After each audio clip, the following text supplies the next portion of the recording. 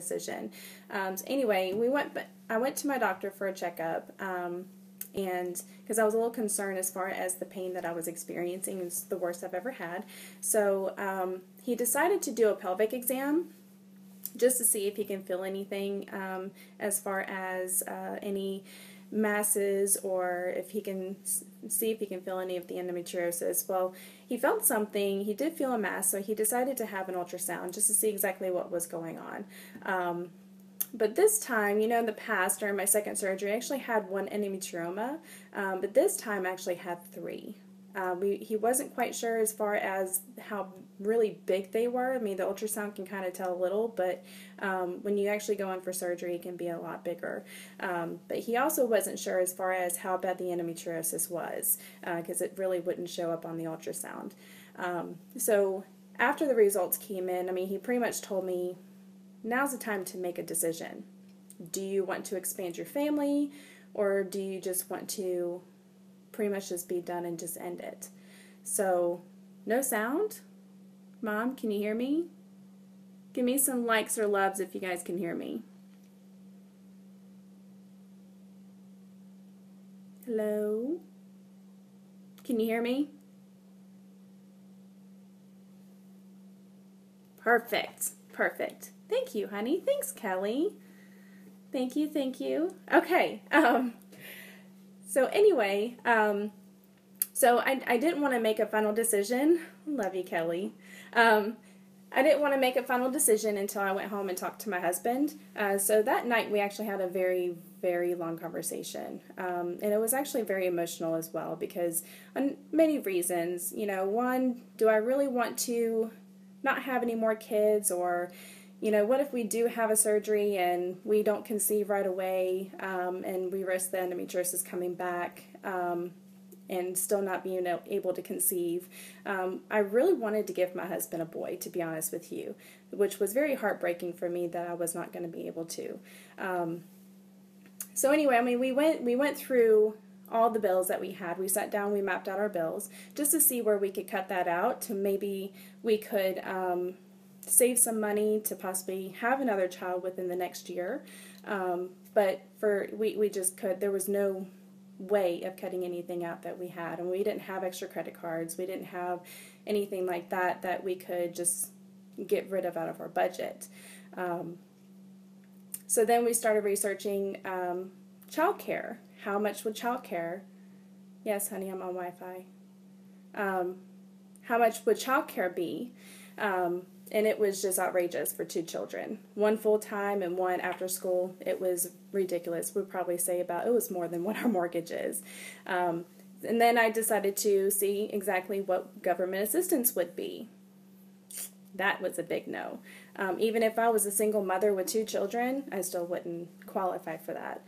So it was really hard for me to come down to it and pretty much say, you know what, as bad as this pain has been here lately, I don't think that I would be able to let my body go through another couple surgeries or another year or another 2 years before we can even conceive anyway.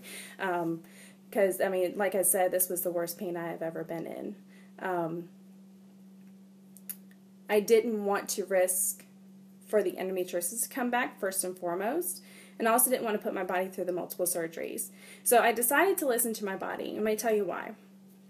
If anybody knows me, knows that I'm absolutely very passionate about my fitness. Even with the amount of pain that I have been in, I've decided, I would still push myself. I still push myself to get the results that I've worked very hard to get. Here's, what I have so far. But when I couldn't even do 5 push-ups or 5 minutes of a workout and I fell flat on my face, I knew something was wrong. It got to the point to where getting out of bed took every ounce of energy out of me just to get out of bed. So I decided to listen to my body, and I told my husband, I said, enough is enough. I can't care for my daughter. I can't even get up to even go to work some days, and I'm setting up a brand new store. I mean, how's that look on me? So we decided to make another appointment and go back and see the doctor and make our final decision. So as soon as he walked in the door, you could tell the look on his face, and how you could cut the tension with a butter knife in the room, that he already knew what my decision was going to be. I mean, 12 years of this, and all the questions that I had asked him in the last appointment, he already knew.